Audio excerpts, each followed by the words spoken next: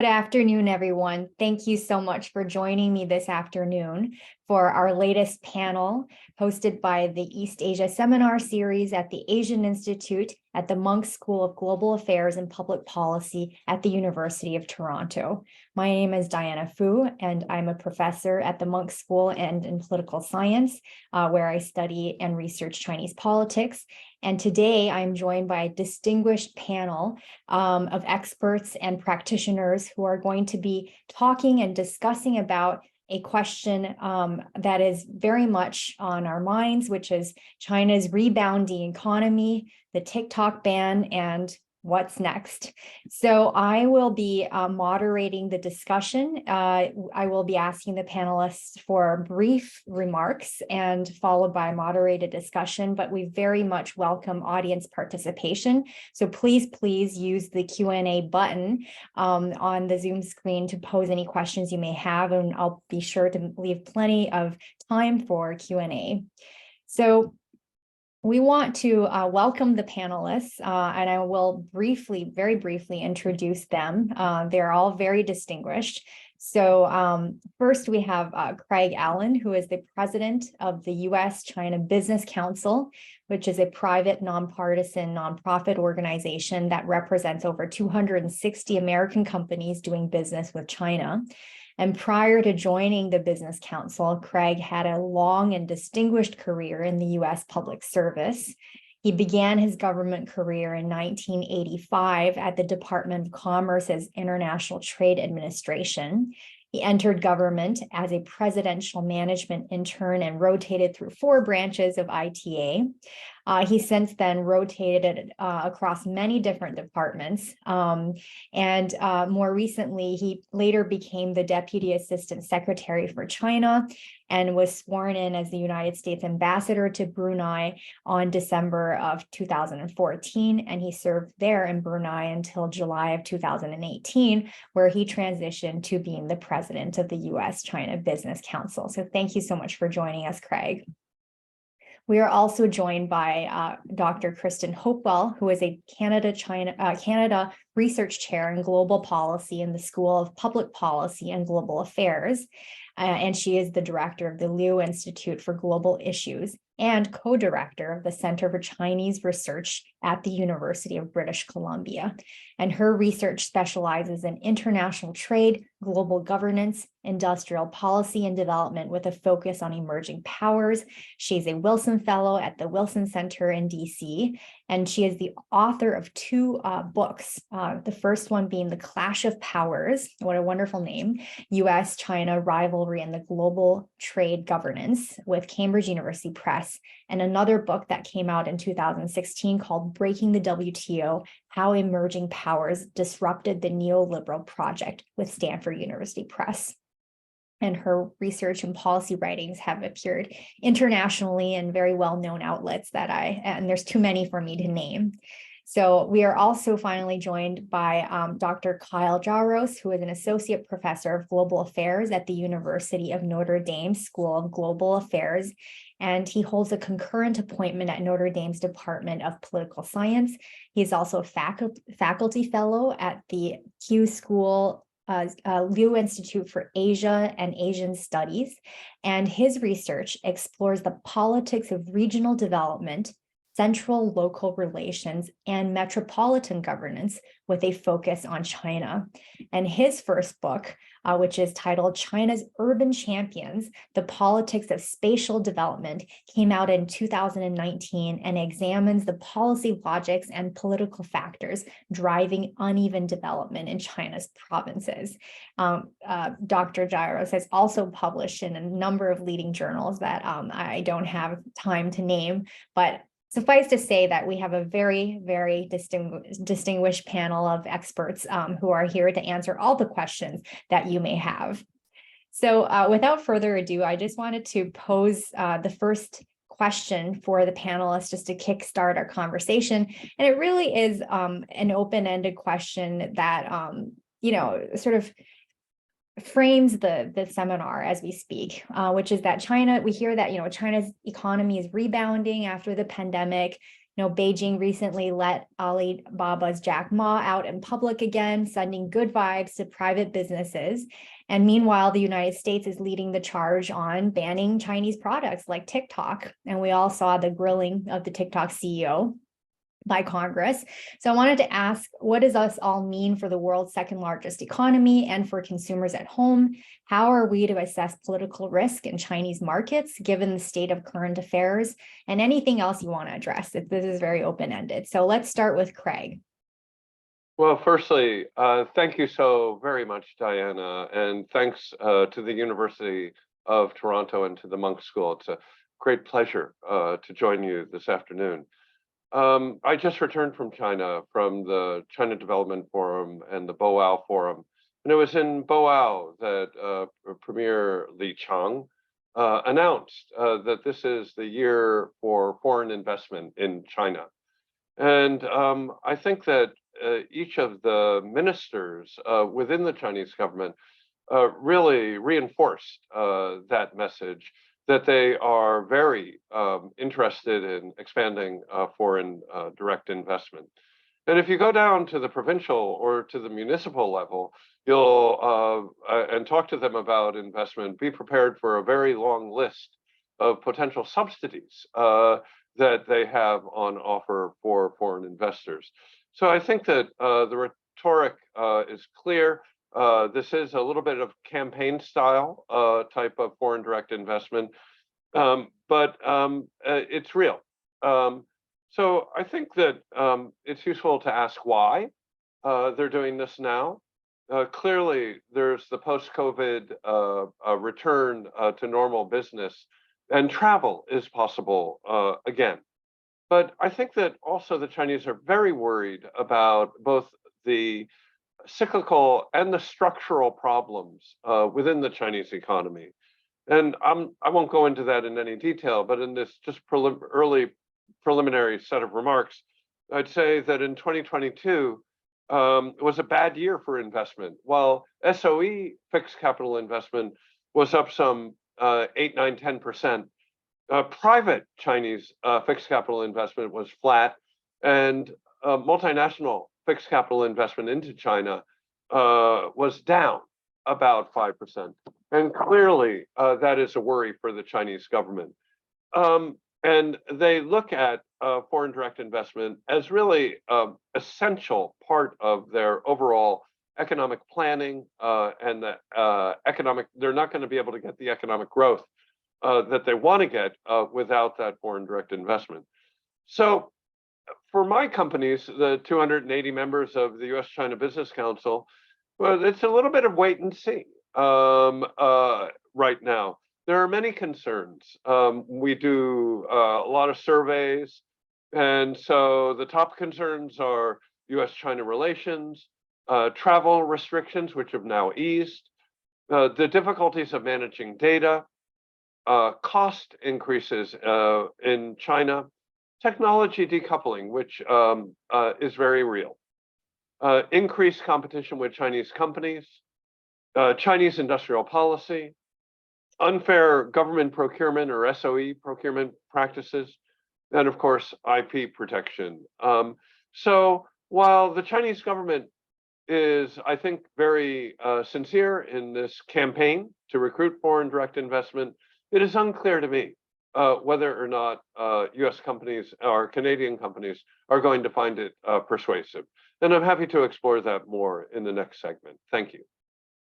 Thanks very much. And we'll come back to what you said earlier about this being kind of a campaign style, because I think that's very, very central to understanding Chinese policymaking.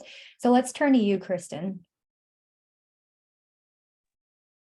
Great, and thanks for the invitation to participate in this panel. So as you said, the Chinese economy is rebounding. It's showing impressive growth numbers. It looks like it's growing at about 5% now. Exports are surging. So this is all good for the global economy. China is a big motor of global economic growth. And so this is important at that level. Of course, one of the big issues we're watching right now is inflation. This is a concern in Canada. This is a concern globally. So one of the questions is what China's rebounding economic growth will mean for inflation. On the one hand, to the extent it alleviates supply chain bottlenecks, that could help bring down some of the high rates of inflation we're seeing. On the other hand, as Chinese demand increases for commodities like oil or other goods, that could give rise to greater inflationary pressure. And there's also questions about what we're going to see in terms of greater decoupling, and that also could significantly increase the price of goods and lead to upwards inflationary pressure as well. So on balance, growth is good, but big questions about what the implications are for inflation. And China also faces pretty significant long-term economic and development challenges. Beyond the zero COVID issue, there's now, a host of other economic problems that need to be dealt with. There's still the overarching challenge of trying to escape the middle income trap, which is not an easy thing for a developing country to do. China still faces extremely high rates of poverty, about 600 million people living in poverty, so that's a huge challenge. Inequality remains extremely high, one of the highest rates of inequality in the world. And we know that's also, in addition to being, a problem in and of itself, it also is a significant drain on economic growth as well. There are the challenges of demographic changes, an aging population, and also the growing challenge of competition from other low-wage manufacturing countries. So these are sort of longer-term structural issues that present significant long-term challenges for the Chinese economy. And of course, at the global level, we also have the ongoing trade tensions between the US and China, and the fact that the growing rivalry between these two countries has had quite negative implications for the multilateral trading system and to the rules-based international trading order that's been so critical to global prosperity for the past 70 years. So big questions going forward about what this ongoing rivalry between the US and China will actually mean for some of these core institutions for governing the global economy. Thanks. That's a very, very good overview of the macro picture of where China's economy is headed in the current political climate. Why don't we turn to Kyle? Thank you very much. And thanks, Diana, for organizing this panel. And thanks as well to the Munk School and to the University of Toronto for having us. So I think, a lot has been said already, so I will be brief. But I think one of the main points that I want to pick up on that I think echoes part of what you've heard from the previous two speakers is just this sense of a kind of split screen experience, right? That there is some good news right now. And this is, it is kind of springtime again, I guess, for some markets in China. Exports are booming, growth seems to be reviving. Some property prices have been stabilizing, in the housing sector, which had been such a center of concern last year. But there's a lot of baggage and there's a lot of concern that, that remains. And so what I want to emphasize today, I think, is the idea of, looking at how the Chinese economy is becoming increasingly bifurcated also between privileged sectors and privileged places and parts of the economy that are not so well situated politically. And I think KRISTEN just talked about this a little bit in her comments about inequality. So one way to think about this is in terms of socioeconomic inequality and what that means, especially in terms of limiting opportunities for growing consumption in China in the future, if there isn't continued expansion of the middle class or if the middle class isn't thriving. But more generally, I think we're seeing a sort of bifurcation between the parts of the economy that are closely tied to the state and the sort of commanding heights of the state, including technology industries, industries with strategic, economic, or military importance, science and technology, versus what we might call the kind of the grassroots or the more local parts of the economy. And we also see this play out geographically, where I think we're seeing, again, some of the larger cities in China, both tier 1 and tier 2 cities, enjoying some real upsides, and I think well positioned to benefit, in the current outlook. But then a lot of smaller cities across the country are still sort of staggering under the weight of their housing sector problems. They're still looking for real growth engines. They don't have the competitive export industries and sort of value-added high-tech sectors that the larger cities have. They don't have the same degree of connection to the party state sort of system. So this is really a struggle for China to get past this deep bifurcation, which I think has only grown under Xi Jinping, between the well-connected parts of the economy and the less well-connected. And unfortunately, many of the people in China belong to the less well-connected part of the economy. And this is a major drag on the ability to have a long-term correction, of course, toward more consumption, less reliance on just investment. China has turned very heavily to its very old and well-worn playbook of in fixed asset investment, to rekindle economic growth. And that's something that it can command administratively. It can incentivize it, But the question about whether this is generating durable economic growth and improving living standards in the long run is a huge question, especially now that there's a lot more investment again happening in large-scale infrastructure projects, renewed investment in real estate sectors, which are already really quite saturated. So there's really a question about longer-term productivity gain. So while there's no doubt that the sort of central state planks of the economy are strong, there's a lot of questions about sort of underlying health of the economy and of the Chinese people's, pocketbooks, of households in China who have actually fared very poorly on the most, for the most part through the COVID years, and aren't getting a huge amount of relief right away. I'm going to turn back to Craig, but before I do that, Kyle, could you just tell our audience a little bit more about the grassroots economy? Because I'm not sure that people who don't study economics or pay attention to that understand what the differences are between the state, the sectors of the state that are the sectors of the economy that are closest connected to the state versus the ones that are, that I think you called the grassroots economy. Yeah, well, I'm not being extremely technical here with my terminology, and I think there have been good analyses of China's economy that think of it rather than as just a kind of binary of the commanding heights and the grassroots, thinking of different levels. And I think that sort of hierarchical understanding of Chinese politics and Chinese political economy is useful across the board, right? There are certain places, there are certain firms, there are certain people who enjoy higher status, higher political administrative rank, and therefore also greater economic privilege within China's political economy.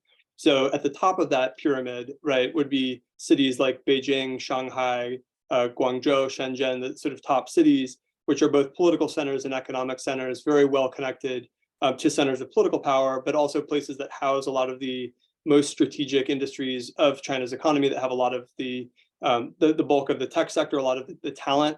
China's human capital is very highly concentrated in a small number of cities, relatively speaking. Then you have sort of intermediate tiers, right? You have provincial capitals and sort of other major cities that are also quite well positioned. They may not have quite the clout of Beijing and so forth, but they're also quite well situated. And then sort of thinking about this geographically, then you have sort of the tier 3 cities that make up a lot of China's sort of urban structure, and of course the countryside, which is still home to approximately half of China's population. So these places are not as politically privileged in the allocation of goods and opportunities.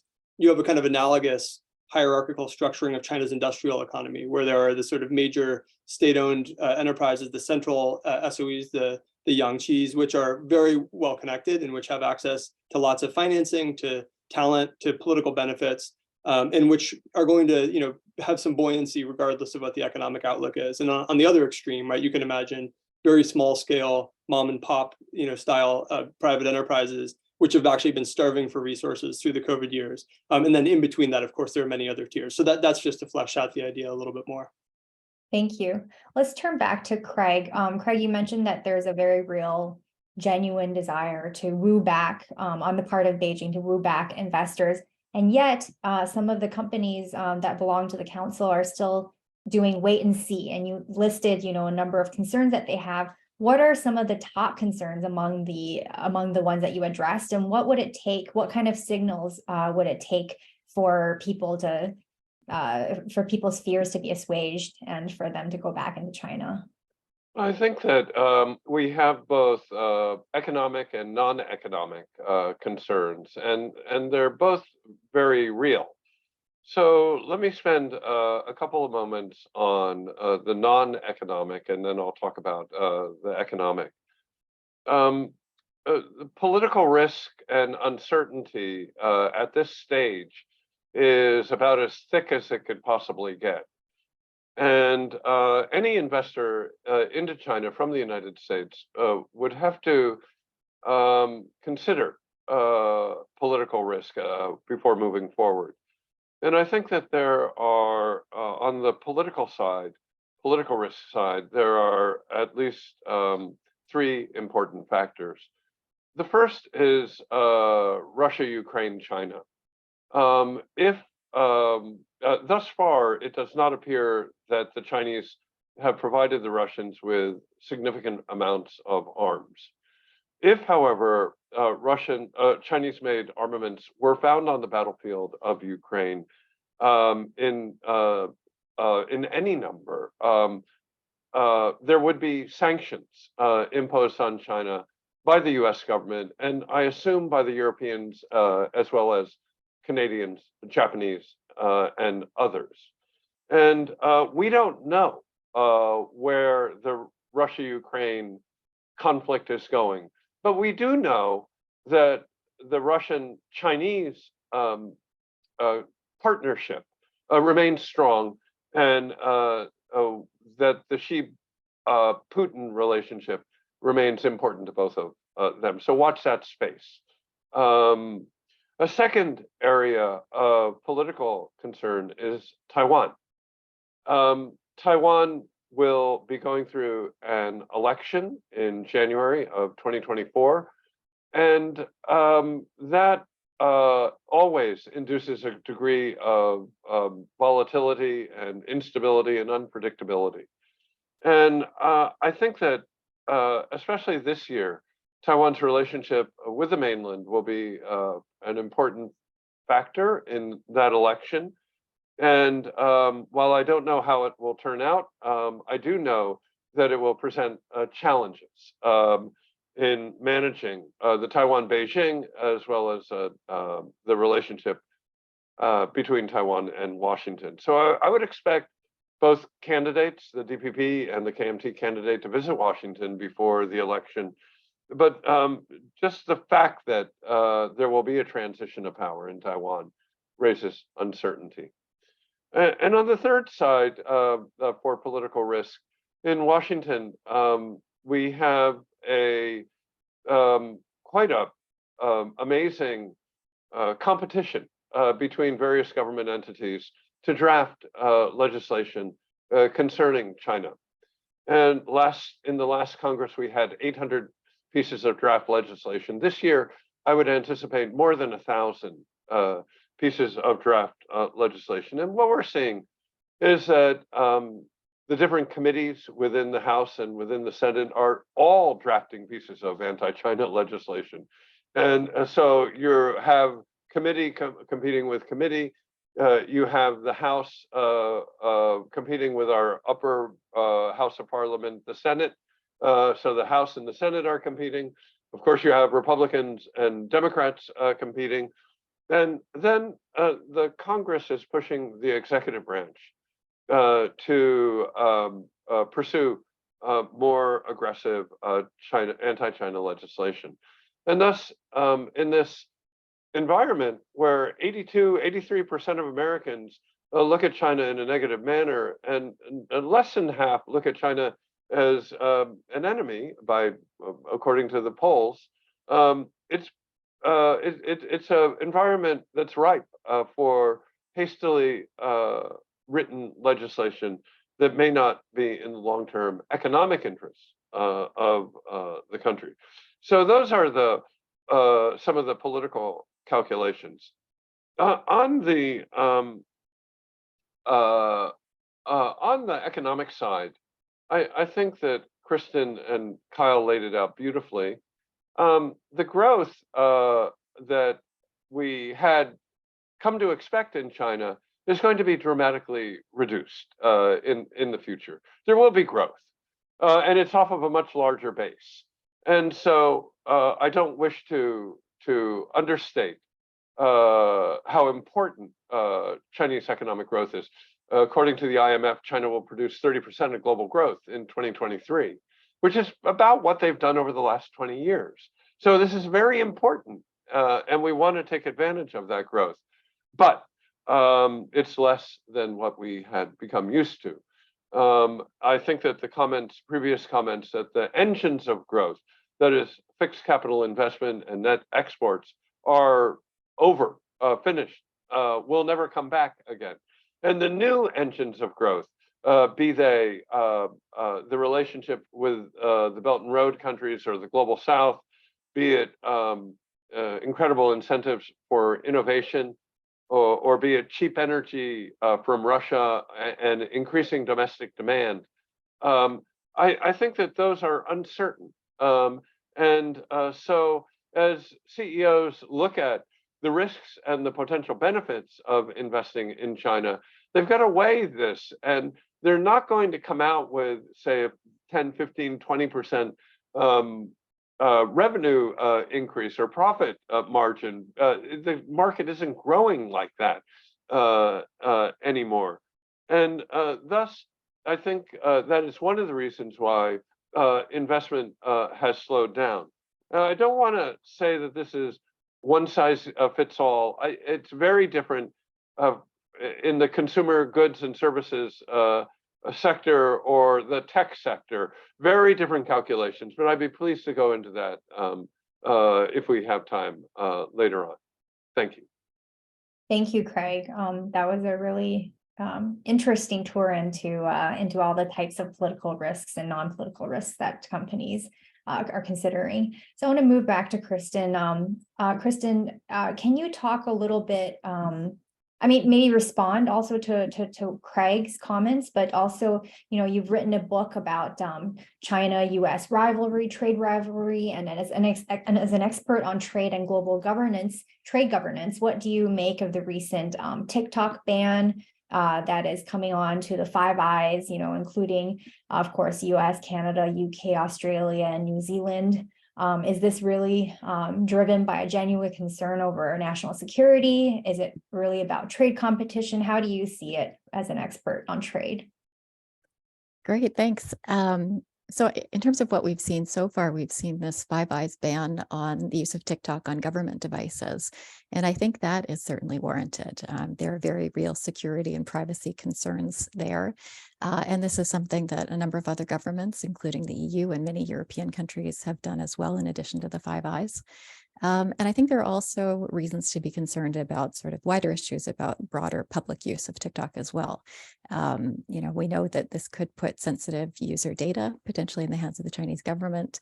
It could be used to promote misinformation. The app in particular, the use of the app could compromise security of devices on which it's used, as well as their associated networks. So there's definitely real concerns here. TikTok is a private company, but we know that China's national security laws require businesses to cooperate with the state security services. And so, you know, there's always a risk that TikTok would have to turn over data to the Chinese security services if asked to do so. We also know that TikTok has been used by its employees to surveil Western journalists, for example. And we know there's been a lot of concern about foreign interference in other countries' elections using social media platforms like Facebook, including by China as one example. And with TikTok, those concerns go even deeper because there's always the risk that the Chinese government could actually control or manipulate the recommendation algorithm that's used to determine what people actually see or do not see. So there are definitely real significant security and privacy issues involved here. That being said, though, I think there are two other important issues. One is that the sort of political rhetoric that we've seen surrounding this has been really problematic. You mentioned the grilling of the TikTok CEO for 5 hours in front of a US congressional committee. We saw a lot of sort of political posturing, grandstanding, the use of a dog whistle politics to try to score cheap political points with domestic constituencies. And that's certainly not helpful. I think that's something that's really counterproductive. Ultimately, what we really need are very careful, measured policy decisions. We need, you know, calm heads and quiet voices in determining these things. And that's not currently what we're seeing. The second issue, too, is I think there needs to be much better scrutiny and regulation, not just of TikTok, but of all of the big tech and social media companies.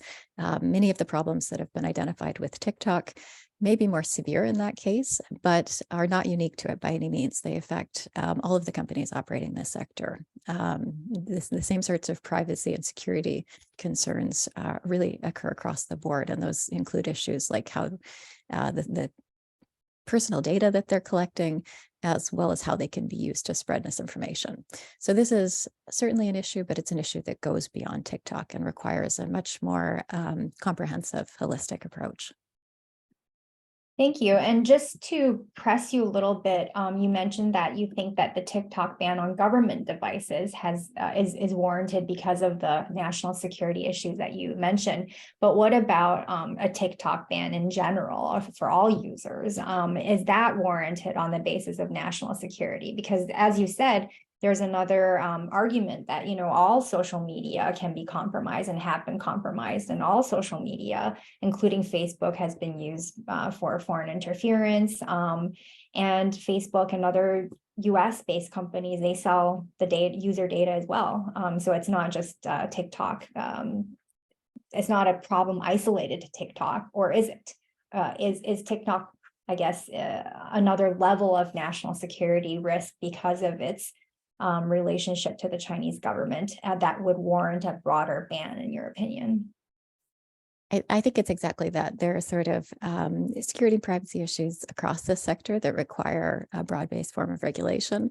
At the same time, there are also unique security concerns given the fact that TikTok is a Chinese company, and the unique security considerations that presents demand additional scrutiny and attention. So you need a combination of the two: widespread regulation across the industry, as well as potentially certain consideration of certain regulatory measures directed specifically at TikTok, whether that's an outright ban or requiring, the movement of data to the US or potential sale of the company. There can be debate about what specific measures are needed, but there's certainly additional scrutiny required given the unique nature of the national security concerns involved in this particular case.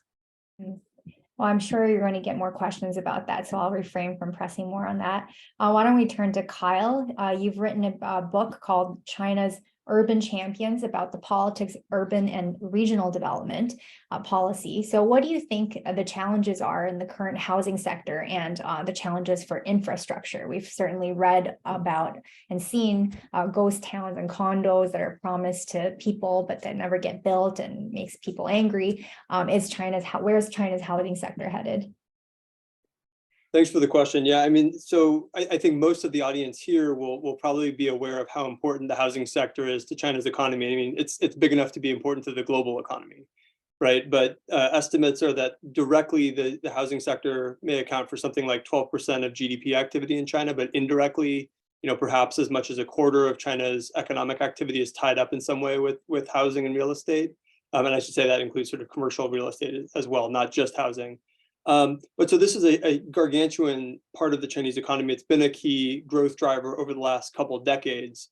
And the reliance on growth that's driven by fixed asset investment, just by kind of construction of new real estate, has become increasingly important in a context of more generally slowing growth and lower productivity gains over the last 10 or so years in China. So this has been a key growth engine, and then it's really sputtered out over the last few years. Partly that's because of underlying market forces. There's been oversupply of housing. So there's something like an excess, even early this year, probably an excess of, maybe right now, 4 million unsold apartments that are waiting for buyers. And that's just a very limited measure of sort of overproduction of housing, right? There are something like 90 million units that stand vacant at any given time that aren't actually being used for housing, even if they have owners, because they're used largely as sort of financial assets, ways of storing wealth for Chinese consumers. So this is it's a sector that's had overinvestment and therefore has overcapacity, and that's put downward pressure on prices.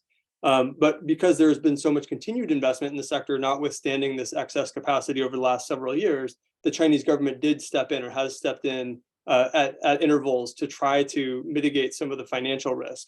And so they adopted a set of policies that went a bit further in 2021 and into 2022 to try to slow down the sector, but that sort of did more than start to burst the bubble. It started to result in some really acute strain, including for some of the most heavily indebted developers like Evergrande, which is now a sort of infamous name, a company that grew very rapidly, but did so by taking on incredible amounts of debt, has something like $300 billion of outstanding debt. So these huge development companies and the whole economy that they're tied into have really been struggling. Last year was a year of quite acute distress, as Evergrande and other developers were floundering and defaulting on many of their debts, as home buyers in places like Zhengzhou and Henan province were launching mortgage strikes because they had already been paying for apartments they were promised, but that had not in fact been built by the developers, who were short on cash. So this has triggered really a crisis. Now there's been a response mounted, and I think a somewhat effective response mounted by Chinese authorities at different levels to try to head off the most acute parts of that crisis. So bailing out some of the very deeply indebted developers to make sure that they can resume building projects, which they've already promised to people, so that they can in turn start to receive the mortgage funding again, or the income again from the buyers. So that's been one way of dealing with the most acute parts of this problem. But there's this longer term, more structural part of this overhang of excessive reliance on the housing sector as a growth driver and excessive building of real estate. And there's also this problem of spatial mismatch, that a lot of the real estate stock in China, especially the housing stock, has been built in smaller cities where there's not as much demand and where the market conditions are especially bad. And linking back to what I talked about earlier, right? These are the parts of the economy that are not the bright spots for the most part right now. So just as there is, I think, in the economy more broadly, what we're seeing happening as China's economy revives a little bit and as the housing sector revives is, again, a very split picture, where the more privileged parts, the better connected parts, the wealthier parts of the economy are regaining some stability and even some growth. So in tier 1 cities like Shanghai, Beijing, Shenzhen, Guangzhou, prices have slowly begun climbing again for real estate. But the picture remains very bleak in smaller cities. So in tier 3 cities, prices have been continuing to fall, even if the rate of fall has been a bit slower this year. So it's a split picture, and that's unlikely to go away anytime soon. And one reason it's unlikely to go away anytime soon is that there's sort of a zero-sum competition to some extent between different cities to attract new residents and new buyers for apartments. And we're seeing more and more provincial capitals, sort of tier 2 cities within this kind of hierarchy of China's urban system, who are loosening policies for home buying and for in-migration. So more and more college graduates and others are able to move into these cities and buy real estate. This was previously more tightly restricted. We're also seeing in some cases, like the city of Zhengzhou, a major city in Henan province, efforts to do away with the hukou or housing registration system altogether that are meant to prop up the housing market. But by propping up the housing market in these tier 2 cities, in the larger cities, this is also another factor that's drawing money and people away from the smaller cities. So there are some really acute trade-offs being created, and a lot of smaller cities across the country remain acutely indebted. And this is a big deal. I'll be very quick here, but it's a big deal for a couple other reasons. Apart from just the housing sector itself, this means that local government and provincial government revenues are way down, and that these subnational levels of government are facing acute financial and fiscal distress. So that's a huge impact. These governments are short of money, and they're spending a huge amount of the money they do have on financing debt. And then another huge knock-on effect is that consumers are badly hurt. A lot of wealth is tied up in real estate. Something like 60% of household wealth in China is tied up in real estate. And a lot of that is in real estate in these less desirable cities. So that means that a lot of consumers who are already struggling in China's current outlook are getting hit with a negative sort of wealth effect. And this is something that could both hurt them immediately, but also reduce their consumption and create a further drag kind of macroeconomically. So there's still a lot of concern about this sector, and the deeper problems haven't been solved, even if there are some new bright spots in 2023. Thank you, Kyle. I want to remind the audience, please do send in your questions, because this is your chance to pose questions of all kinds to our panelists. So please send it in through the Q&A chat box. I don't think I've seen any questions at the moment, but I will keep an eye out for them.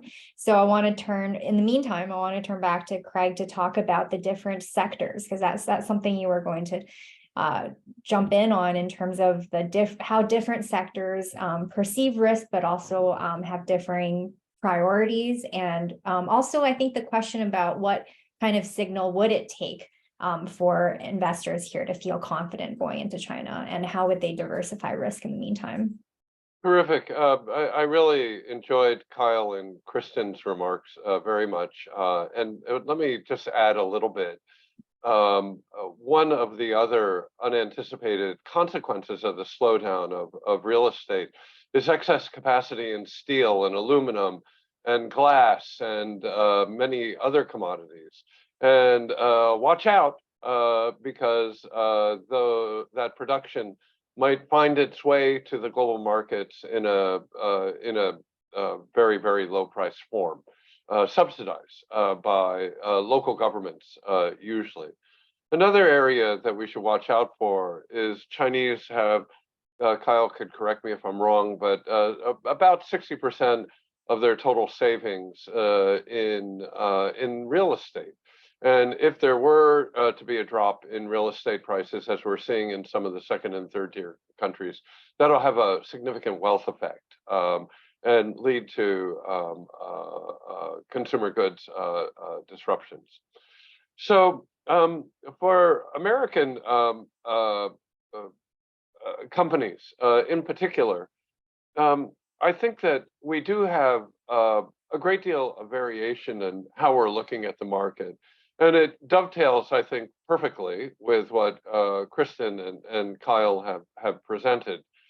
And so let me kind of go in order of the greatest, if you will to it or enthusiasm for investment on to the least enthusiastic for investment.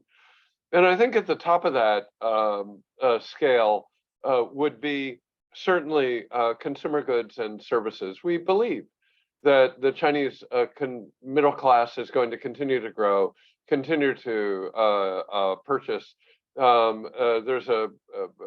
just got back from China, and hotel occupancy was at 90%. And so the fashion companies are doing wonderful business now. So consumer goods and services companies continue to invest. And I think that we'll see a flood of travel coming out of China in the not distant future, as an example. Hopefully our universities will continue to do very well with many Chinese students and scholars. Agriculture and food is doing very well. There's no reason why companies shouldn't continue to invest in that area. And I would say energy as well. China is going to continue to be a huge purchaser of all forms of energy and food. And there's no national security implications to that. That is continuing to go very well.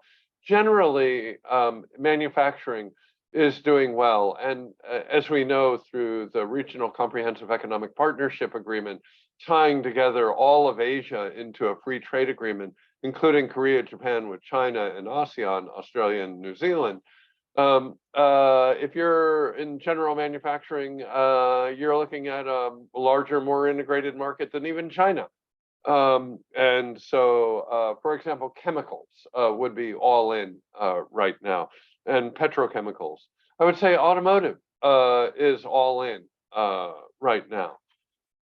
Then you get to kind of the tech sectors and some other areas where I think investment is expanding, but with some caveats on it. Life sciences is very interesting right now. I would say investment is expanding, but companies, Japanese, European, Canadian, American companies are very concerned about the Made in China 2025 incentives for Chinese companies in that area, and concerned about government procurement practices, for example, in that area. I would say aerospace is a complicated and difficult sector. We would note the success of Airbus and note also that American and Canadian companies have not done as well as we would like to see in exporting airframes to China. Financial services is pretty green light there. But there are concerns, and we have seen a restructuring of financial regulation in China, and the implications of that are not yet clear. Financial regulation and data regulation and science and technology regulatory regimes have shifted, and the implications of that are not clear. And in the last category, I would put technology companies. And a lot of American technology companies are prescribed by our own government from exporting to China. And the products of many of those companies, particularly if there are any dual use military civilian implications, require a license. And that has really reduced trade in those areas. And I anticipate that in the not distant future, we will have capital controls also covering investments in the sensitive dual use areas. And that is something that companies, be it venture capital, private equity, hedge funds, institutional investors, foundations, pension funds, et cetera, are going to have to cope with. there are increasing restrictions in the tech area, both going into and out of China. And then the final area where I would say that there are a lot of restrictions is just on data. We find China increasingly becoming a data island, difficult to bring data in, difficult to bring data out. The Great Firewall really becoming more and more impermeable and difficult to get around. But even normal business practices for financial companies or medical companies or just businesses who have a global IT network are finding it more and more difficult to keep their China operations connected to that global network. And that's becoming a real headache. It might become more than a headache. It might become a conflict of laws, given very strict Chinese regulation and implementation of those regulations on foreign companies. And that is something that we would seek to avoid. But even the threat of a conflict of laws is enough to slow down foreign direct investment into China and Chinese investment outside of China as well. So let me pause there. Thank you for that very comprehensive answer. We do have two questions from the audience, so I'll turn to the first one. Are the issues similar for the EU as they are for the US regarding relations with China? And I think this is a very timely question considering Macron's visit to China and how he was wined and dined on, I believe, on crabs, that they had a feast of crabs, and really trying to see him stake out a different position from the US in terms of not going full out decoupling and maybe trying to stake out a more friendlier or engagement focused position, a relationship with China. So could you comment on that, KRISTEN? Sure. I mean, I think the key thing here is the EU is a very complicated actor, period, but especially on this issue right now. We've seen, an intense reaction to that Macron visit and some of his statements there. There's certainly not a unitary position within the EU on how to engage with China right now by any means. And so we're seeing a heightening of conflict within the EU about just how to approach China, whether to follow a course that's more similar to the US or to strike an alternative path. So a lot of conflict, a lot of friction, and no clear picture from the EU as a whole right now about its strategy or approach to China. But in terms of some of the issues of TikTok or other kinds of national security issues, we saw like the Five Eyes positions on Huawei and the 5G networks. Are there similar considerations for the EU? Generally, yes. I mean, on TikTok, we've seen a similar ban from the EU as well as many EU member states on the use of TikTok on government devices. So there's definitely a convergence in terms of the concerns there. Wonderful. Let's turn to the next question about China's support of Russia in the Ukraine war and Taiwan, both things that Craig mentioned. So I'll turn this question to you. Presumably China has an interest in maintaining an orderly world trade system, but its support of Russia in the Ukraine war and its threat to Taiwan seem inconsistent with that. How do you explain this? Oh, it's not my job to explain the Chinese government for sure. So I can't explain it. I would agree with the premise of the question that China's support for Russia in Ukraine, particularly in terms of the information war in the third world, is certainly inconsistent with their views supporting national sovereignty and the rights of individual companies not to be brutally invaded by their neighbors. And so I think that there's quite a bit of stress in the Chinese position. Vis-a-vis Taiwan, again, I think that there is some stress. We should recall that in 1973 and beyond, when Mao Zedong and Deng Xiaoping were negotiating with their American counterparts, they said, both of them, that if it took 100 years, if it took 1,000 years, it would be okay. Xi Jinping has noted that by 2049, for the rejuvenation of the Chinese nation to be complete, Taiwan would have to be reunited with the mainland. And my math isn't very good, but that's less than 1,000 years or 100 years, as noted by Xi's predecessors. This is a very important subject, and indeed, it is a flashpoint that could be one of the most dangerous questions, unresolved questions, geopolitical questions in the world. As much as 50% of global trade goes through the Taiwan Straits annually. And for the Japanese and the Koreans who rely on their oil imports going through that strait, this is a enormously important issue.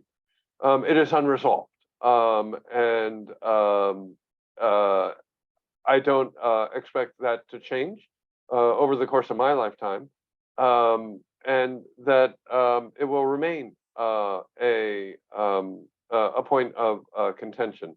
Let us hope, however, that we could do a good job, a better job than we're doing right now at crisis avoidance, and if a crisis does happen, conflict, crisis management, and conflict avoidance.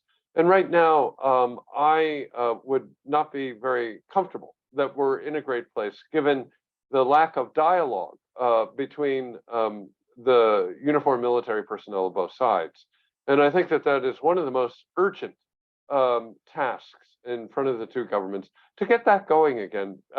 Let's be honest, there's been almost zero face-to-face communication between the militaries or any arm of the government, but it's most acute in the military area, where in the case of a crisis, to avoid a conflict, the importance of those channels cannot be underestimated. So I'm hopeful that as we prepare for APEC meetings in San Francisco on or around November 14th, that preceding that, we will be able to set up a much more fulsome dialogue between Washington and Beijing that will hopefully lead to more stability within the relationship. I don't think that that's too much to hope for. Thank you. Thank you. Let's turn to the next two questions. I'm going to bundle them together because they're both about legislation, although on two different sides. So we have one question about whether or not the TikTok ban by the US and other Western countries would or is leading to retaliatory measures from Beijing. And secondly, on the other hand, could the speakers provide further comment and evaluation on the impact of anti-China legislation? I mean, you mentioned, Craig, that it was like 1,000 pieces of legislation that are with each arm of the government or each representative or different kinds of representatives competing to outcompete each other on anti-China legislation. But I'm going to turn this to Kyle to see if you had any perspectives on either sides of the legislation. Well, I think, yeah, we're in the presence of greater experts on these questions, so I'll be very brief. But I think the spirit of both of these questions has to do with just this continuing dynamic of escalation between the two sides.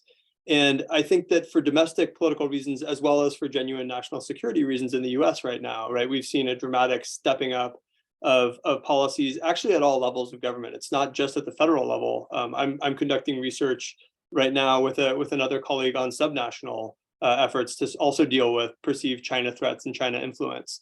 So this is driven, I think, by a sort of belated awakening to the fact that there are risks involved in engagement with China economically. There have been risks. Perhaps 10 years ago, business actors or state and local governments or even federal government actors didn't see all the risks. But now we've gone from sort of under awareness to what seems like a really kind of frenzied reaction at all levels, where there's a tremendous amount of activity. And now there's also certainly a political dynamic involved, where this has become a very partisan political issue as well. We've seen issues where both legislators at the federal level, at the state level, as well as presidential hopefuls see the China issue as their golden ticket.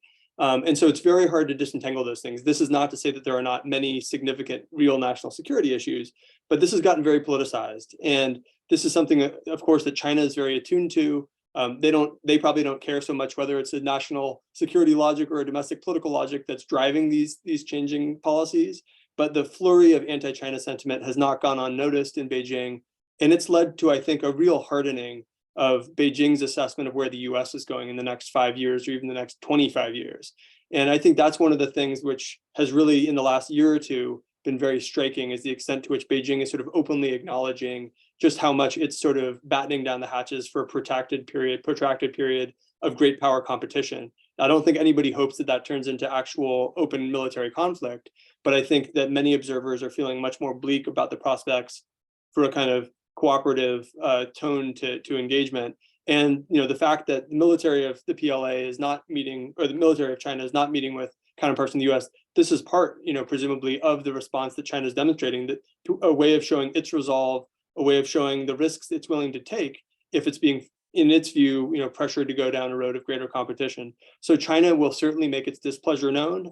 We've seen, these recent military exercises in the Taiwan Strait as a response to the Tsai Ing-wen McCarthy meeting in California. And so, yeah, it's hard to say, whether the reciprocation or retaliation will be immediate and visible, but there will be certainly a response on the Chinese side. And we've seen both at the very high level a dramatic hardening, as well as a much more overt stance on the part of Xi Jinping's government, suggesting that they anticipate worsening conflict with the US. So we can't separate that from these domestic policies in the US. Diana, can I just add, I agree with everything Kyle said, beautifully articulated. I would add that we do have a case now that the world is watching, and that is a cybersecurity investigation of Micron. And it's a very interesting case for a lot of reasons. So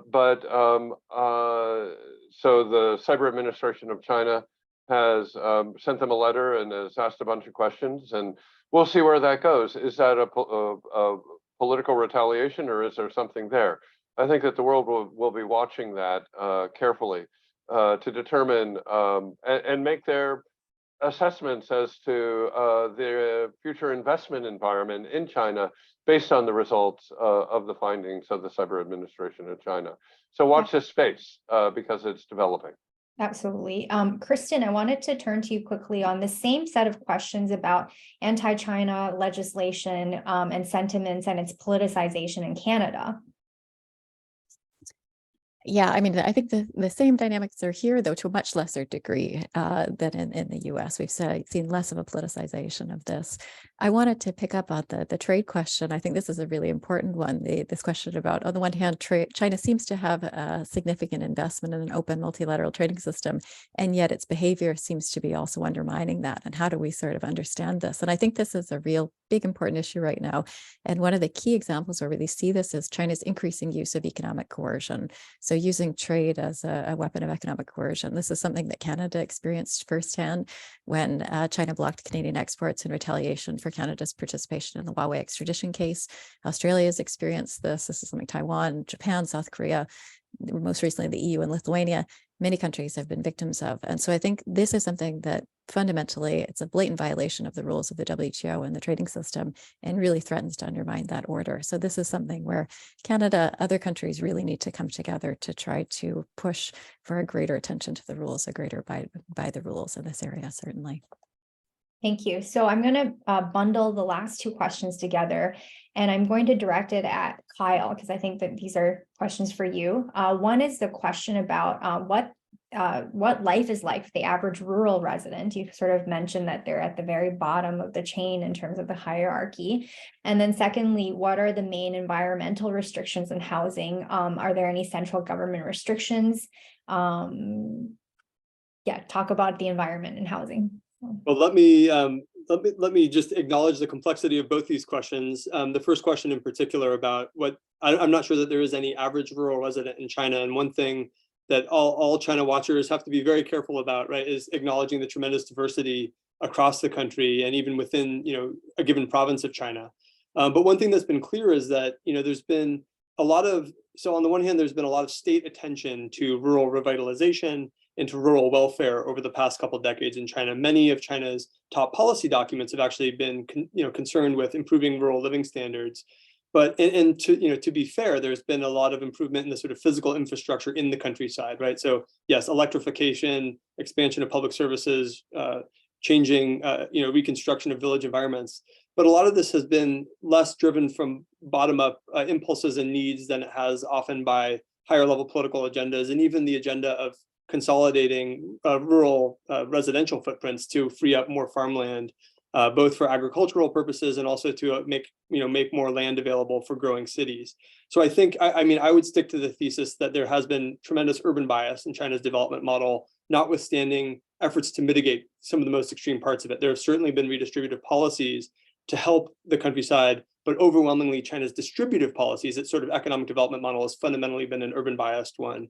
And that's meant that while living standards have increased for many rural dwellers, the fundamental circumstances, the marginalization of a lot of people on the countryside has remained, and people have been moved into cities or into more dense settlements at a very rapid clip, but often without all the sort of full sort of social apparatus and support that they need to thrive.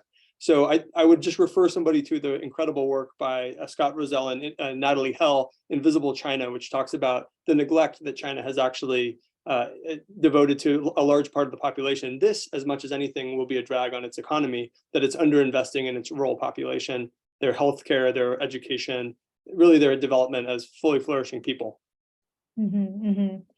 Well, we're out of time, but thank you so much for your insights and for being so on point. I was taking assiduous notes, so thank you very much. And I want to thank you, our audience members, for staying with us. And please join us for the very last East Asian seminar series on Canada-China relations later on this month. Thank you very much and have a great weekend. Thank you. Thank you.